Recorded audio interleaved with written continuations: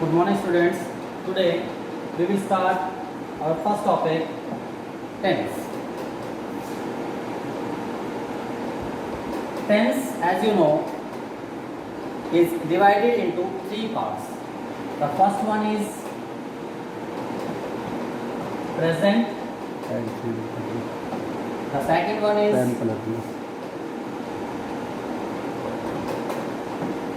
past, and the third one is future. Further, these three parts has also been divided into some more parts. ये तीनों भी आगे कुछ और parts में डिवाइड किए गए हैं.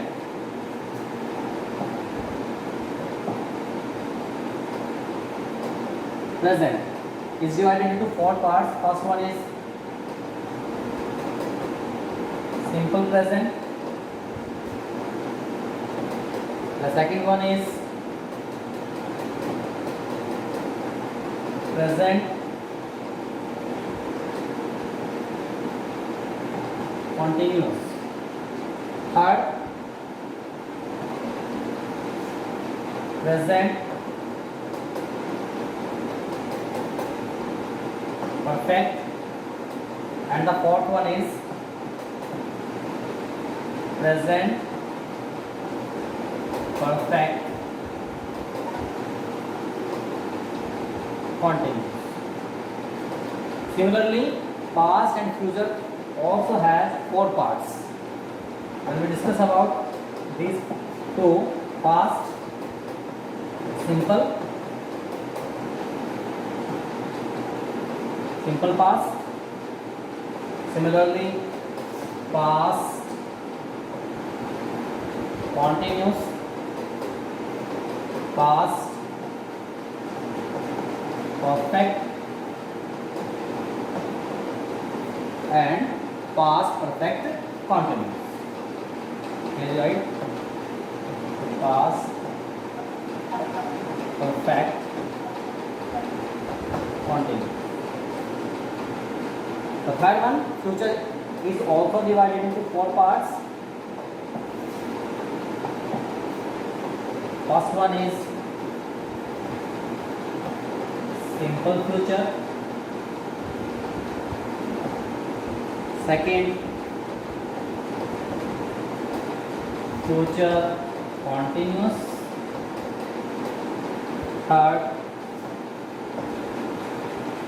future perfect, and the last one is similarly like this, future perfect continuous.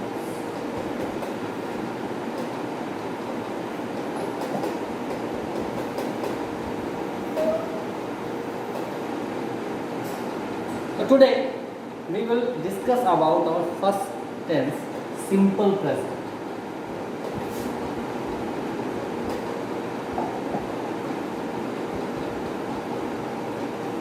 Simple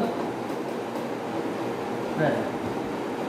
Simple present is also known as present perfect, present indefinite tense. Sorry, it is also known as present indefinite. Simple present को present indefinite भी बोला जाता है, simple present भी बोला जाता है. अब ये टेंस होता क्या है, कहाँ इसे यूज़ करते हैं, किस प्रकार से हम इसे यूज़ करेंगे, इसका सिमिलर पोजीशन हमारी हिंदी ग्रामर में क्या है वो हम डिस्कस करना शुरू करें. अगर इसकी पहचान की बात अगर हिंदी में हम करें, हिंदी में अगर हम देखें तो जब हम हिंदी पढ़ते हैं तो बहुत से सेंटेंसेस ऐसे आते हैं जो ता है, ते हैं, ती हैं आदि शब्दों से खत्म होते हैं. तो जो वाक्य है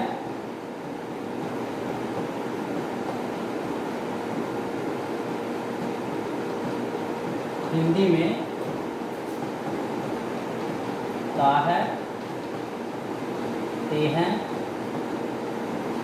ती है या ता हूँ, ऐसे कुछ शब्दों से खत्म होते हैं. या है, केवल है, ऐसे शब्दों से खत्म होते हैं, उन्हें हम प्रेजेंट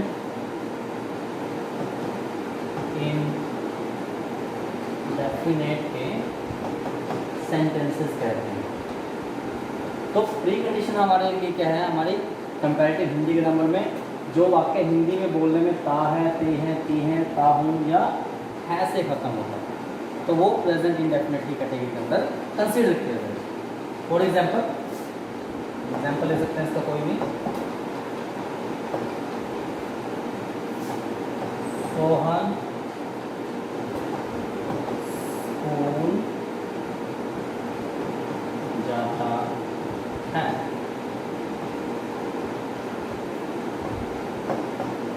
वह मेरा भाई है।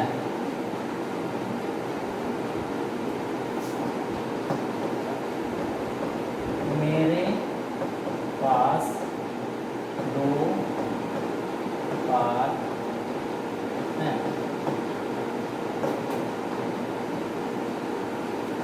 तो इन वाक्यों में देखते हैं, ये वाक्य ता है से खत्म हो रहा है, ये ऐसे और ये ऐसे। तो ये तीनों वाक्य हैं, कौन से कैटेगरी में हम कंसीडर करेंगे कि अगर हम बात करें तो ये प्रेजेंट इंडेफिनिट या फिर जिसको हम सिंपल प्रेजेंट कहते हैं,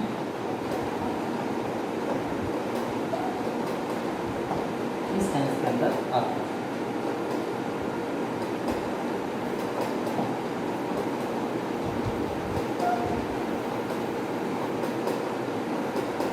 अब बात करते हैं इंग्लिश की, कि when we discuss these tenses in English, what should be the construction, construction क्या होगी सिंपल प्रेजेंट या प्रेजेंट इंडेफिनिट।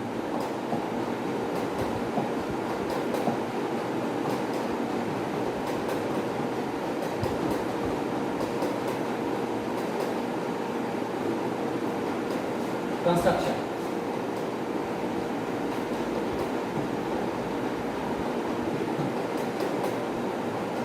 कंस्ट्रक्शन की जब हम बात करते हैं तो हम 4 टाइप से इसकी कंस्ट्रक्शन करेंगे।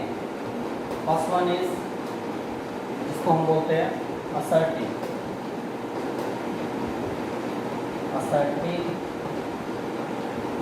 सेंटेंस। जब असर्टिव सेंटेंस हम बनाएंगे तो उसके लिए कंस्ट्रक्शन का फॉर्मूला हमारा रहेगा, सबसे पहले हम लिखेंगे subject plus first form of verb plus S और ईएस प्लस अगर कोई ऑब्जेक्ट हमारे पास है तो हम उसको ऐड करेंगे, अगर नहीं है तो बिना ऑब्जेक्ट के सेंटेंस कंस्ट्रक्ट हो जाए। तो ये एस और ईएस कहाँ लगता है, किस कंडीशन में लगता है, तो उसके लिए हम देखते हैं कि जो हमारा सब्जेक्ट है, अगर ये आपका सिंगुलर है, singular means he, she, it, any single name of person, place और थिंग, पर्सन, प्लेस और थिंग एक होना चाहिए। तो सिंगुलर जब सब्जेक्ट है तो हम यूज करेंगे वर्ब की फर्स्ट फॉर्म के साथ एस और ईएस। जैसे फॉर एग्जांपल अभी हम पहले सेंटेंस लिख रहा, सोहन स्कूल जाता है, तो उसको कंस्ट्रक्शन हम कैसे करेंगे, उसको कंस्ट्रक्शन हम कर सकते हैं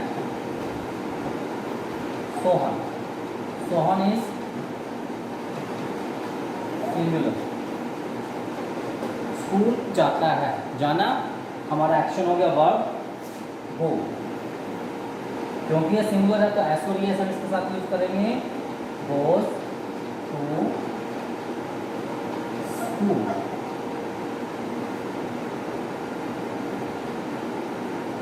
दूसरा सेंटेंस हमने पहले लिखा था वह मेरा भाई है, तो वह ही, तो ही आल्सो क्या है, सिंगुलर है, तो वह मेरा भाई है, तो ही इज माई ब्रदर। यहाँ एस और एस इसमें लगा क्योंकि हमारा जो एक्शन है वो नॉन परफॉर्मिंग है, हम कोई कार्य नहीं कर रहे, कोई एक्टिविटी नहीं कर रहे हैं, तो इस जो है वो बी की फॉर्म है, बी की फर्स्ट फॉर्म होती है, be is am are, second form इसको लिखते हैं वॉज और वर, और थर्ड फॉर्म इसकी आती है बी। तो जब नॉन परफॉर्मिंग एक्शन होता है तो उस एक्टिविटी में हम इसको बी को जो है एज अ वर्ब यूज करते हैं, तो प्रेजेंट इंडेफिनिट में उसकी इज एम और आर एज अ वर्ब उसको यूज किया जाता है। ओके,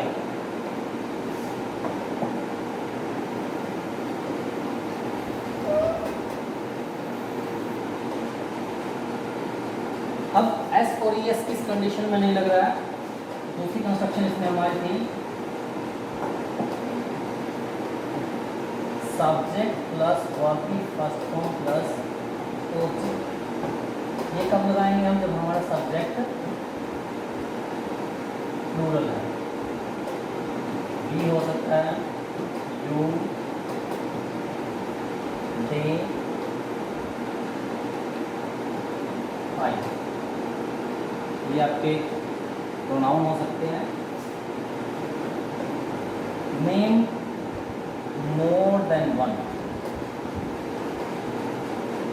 एक से ज़्यादा नाम हो किसी भी व्यक्ति का, किसी वस्तु का, किसी स्थान, उसको नाउन बोलते हैं, तो तब भी सब्जेक्ट हमारा प्लूरल होगा, तो वर्ब की फर्स्ट फॉर्म होगा। जैसे सीता और Gita,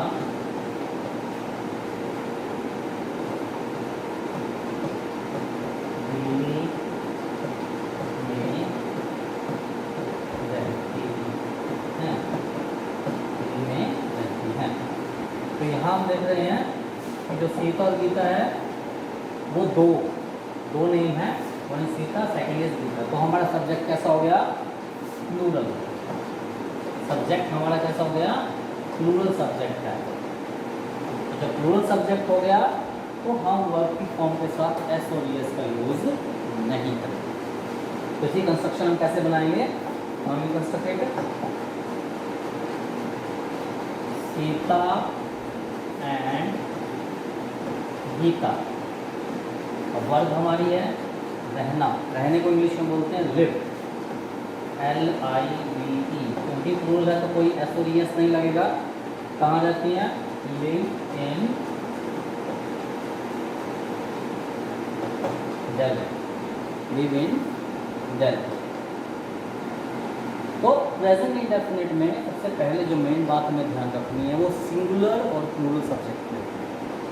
when the subject is singular we have to use first form of verb with S और एस, और in plural subject we use singular first form, we use first form of verb only, no S और S with it. उसके साथ हम कोई S और S नहीं लगाएंगे। एस और एस सिर्फ एक ही कंडीशन में लगता है, सिंपल सेंटेंसेज में सिंगुलर जब हमारा सब्जेक्ट दिया गया है तभी हमें लगाना। ओके,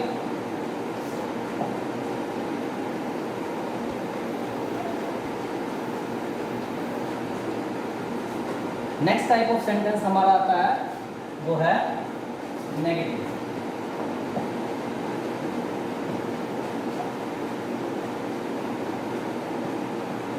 नेगेटिव कंस्ट्रक्शन हमें करनी है। नेगेटिव कंस्ट्रक्शन का फॉर्मूला हमारा क्या होगा, सबसे पहले हम लिखेंगे सब्जेक्ट प्लस डू और डज। ये क्या चीज़ है हमारी, हेल्पिंग वर्ब्स हैं। ये हमारी क्या है, हेल्पिंग वर्ब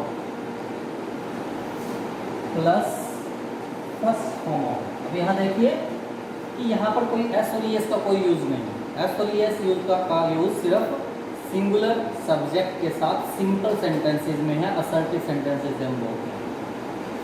प्लस अब ये डू और डज हमें कहाँ कहाँ यूज़ करने हैं? डू है तब हम यूज़ करेंगे जब हमारा सब्जेक्ट जो है सिंगुलर हो। जब सब्जेक्ट हमारा सिंगुलर नहीं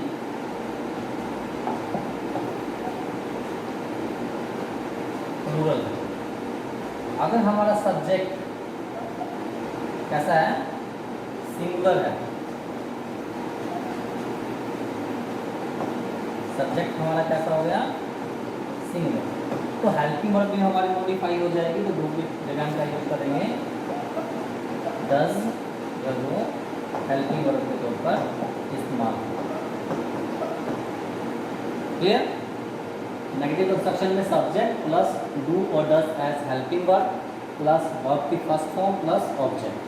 do with plural subject, does का हमें यूज करना है विथ सिंगुलर सब्जेक्ट। यहाँ पर किसी एस और एस का कोई यूज नहीं है। कोई एग्जाम्पल हम ले लेते हैं। फॉर एग्जाम्पल, वह अपना कार्य नहीं करता है। तो यहाँ अगर हम देखते हैं वह की बात करें तो वह क्या है? सिंगुलर है, सिंगुलर सब्जेक्ट है हमारे पास। एक्शन क्या है हमारा? ये हमारा एक्शन है, करना। तो ये क्या हुई हमारी वर्ब। अपना कार्य हमारा क्या है? ऑब्जेक्ट। और ये नोट हमें शो करा कि हमारी कंस्ट्रक्शन कैसी है? Negative construction. कंस्ट्रक्शन हमारी कैसी है? नेगेटिव। तो नेगेटिव कंस्ट्रक्शन है तो इस तरीके से हम इसको कंस्ट्रक्ट करेंगे इंग्लिश में। वह ही, क्योंकि ये सिंगुलर है तो हेल्पिंग वर्ब हमारी कौन सी लग गई? डज। ही डज नॉट, करने की इंग्लिश डू अपना कार्य his work. He doesn't do his work. He does not do his work. तो ये हमें ध्यान रखना। अगर ये कंस्ट्रक्शन हमारे पास प्लूरल हो, सपोज यहाँ हमारे पास वह की जगह कोई और वर्ड जो है प्लूरल हो सकता था। वे अपना कार्य नहीं करते हैं। तो यहाँ हमने देखा जो हमारा सब्जेक्ट है वो सब्जेक्ट हमारा कैसा हो गया? ये हमारा सब्जेक्ट कैसा हो गया? प्लूरल। तो प्लूरल हो गया, वे के लिए दे, और प्लूरल है क्योंकि तो हम हेल्पिंग वर्ब कौन से लगाएंगे? Do. They do not do their work. तो इस तरीके से प्लूरल सब्जेक्ट के साथ कंस्ट्रक्शन हमारी बनेगी और इस तरीके से नेगेटिव कंस्ट्रक्शन हम सिंगुलर सब्जेक्ट के साथ। नेगेटिव के बाद थर्ड कंस्ट्रक्शन हम बनाते हैं। थर्ड कंस्ट्रक्शन हमारी है इंट्रोक्टिव, जिसको हम इंट्रोक्टिव बोलते हैं।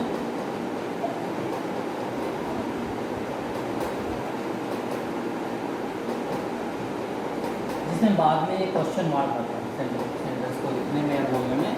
ये जब लिखते हैं तो क्वेश्चन मार्क आएगा, तो क्वेश्चन रेज हम करेंगे। इसमें कंस्ट्रक्शन हमारी कैसी बनेगी? सबसे पहले जो है, क्योंकि इंट्रोगेटिव है, इंट्रोगेटिव में सबसे पहले हम लिखेंगे हेल्पिंग वर्ब।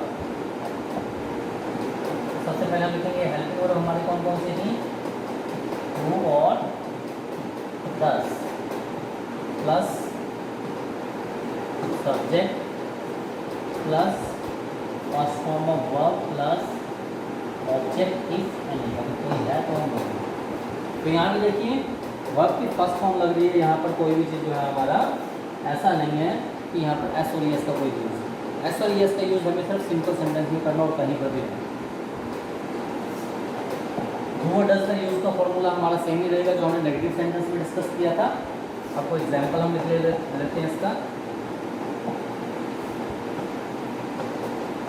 क्या तुम शहर जाते हो, क्वेश्चन रेज हो गया, क्या से सेंटेंस शुरू हो।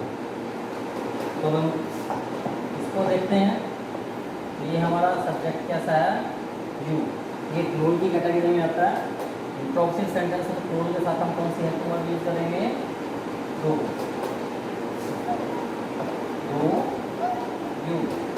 वर्ब हमारा एक्शन कौन सा है, ये वर्ब है, डू यू गो टू, ये हमारा object, go to city, do you go to city. ऐसा ही सिंगुलर कंस्ट्रक्शन में भी हम बना सकते हैं। सिंगुलर कंस्ट्रक्शन लेते हैं, क्या मोहित शहर जाता है, इंट्रोगेटिव। तो यहाँ पर सब्जेक्ट हमारा कैसा हो गया, ये सब्जेक्ट हमारा कैसा है, सिंगुलर सब्जेक्ट।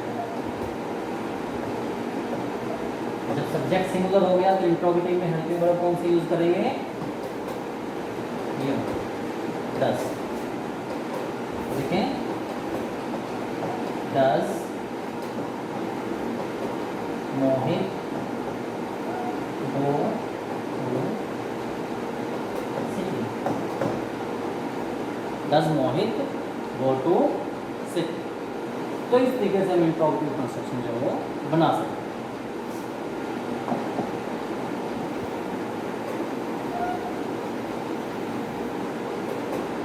फोर्थ वन जो है वो इंट्रोगेटिव की जो है टाइप है, जिसको हम इंट्रोगेटिव नेगेटिव बोलते हैं।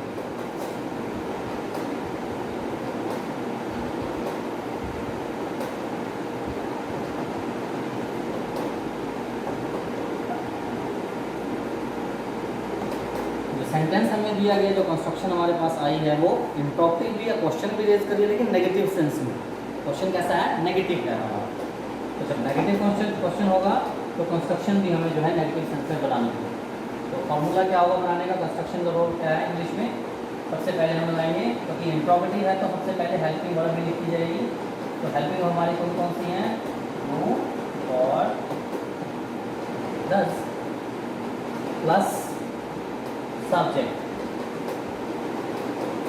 तो क्योंकि ये इंट्रोगेटिव नेगेटिव भी है, नेगेटिव है तो नोट लगाना है, साथ में first form of verb plus object, और बाद में क्वेश्चन मार्क लगेगा, तब इंट्रोगेटिव कहलाएगा, अदरवाइज ये इंट्रोगेटिव नहीं हुआ। तो कंस्ट्रक्शन हम ले सकते हैं, क्या तुम हर रोज पढ़ाई नहीं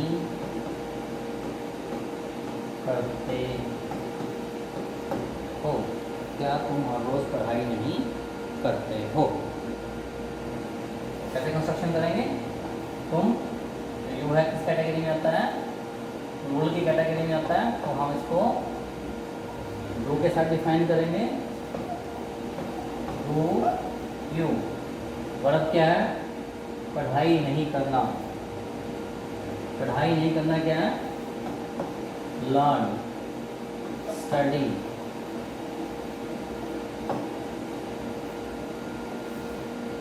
do you not study a rose? Do you not study did? अगर यहाँ तुम की जगह हमारे पास सपोज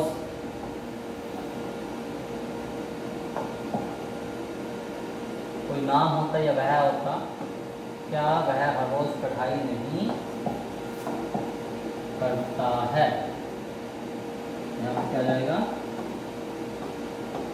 करता है। तो सब्जेक्ट हमारा कैसा हो गया? Singular.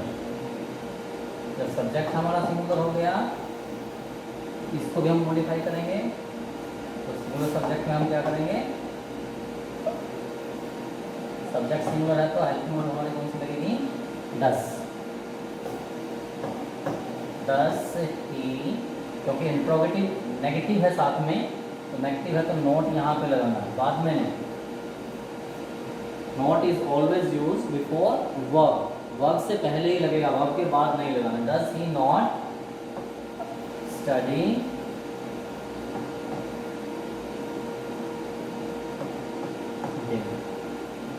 Does he not study dead.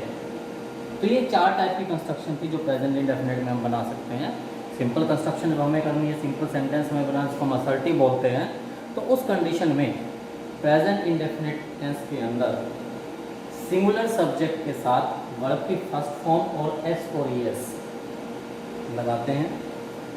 बाकी किसी भी कंस्ट्रक्शन में एस और एस का कोई यूज नहीं, चाहे वो सिंपल कंस्ट्रक्शन प्लूरल सब्जेक्ट के साथ आ जाए या फिर नेगेटिव या इंट्रोगेटिव कंस्ट्रक्शन हमारी, चाहे वो सिंगुलर सब्जेक्ट के साथ आए, चाहे जो है प्लूरल सब्जेक्ट के साथ आए। एस और एस का कहीं कोई यूज नहीं है।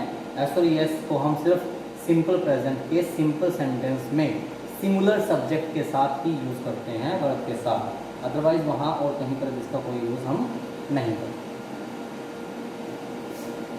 तो ये थी जस्ट हमारी इंट्रोडक्शन और कंस्ट्रक्शन का फॉर्मूला कि हम प्रेजेंट इंडेफिनिट में कंस्ट्रक्शन कैसे बनाते हैं और इसका इक्विवेलेंट हिंदी में किस प्रकार की कंस्ट्रक्शन हमारे पास होती है, इसको हम इंग्लिश में ट्रांसलेट कर सकते हैं। क्योंकि हम हिंदी स्पोकन एरिया से हैं, तो उस कंडीशन में हमें अपनी मदर टंग के साथ इसका कंपैरिजन करना आना चाहिए, तभी हम चीज़ों को कुछ हिंदी में सोच के ट्रांसलेट कर सकते हैं। तो ये प्रेजेंट इंडेफिनिट की जस्ट कंस्ट्रक्शन हमने डिस्कस की, और डे ऑनवर्ड नेक्स्ट लेक्चर में हम जो इसका यूजेस डिस्कस करेंगे, इस प्रकार के सेंटेंसेस हम किस कंडीशन में किस प्रकार से यूज़ कर सकते हैं। Okay, thank you.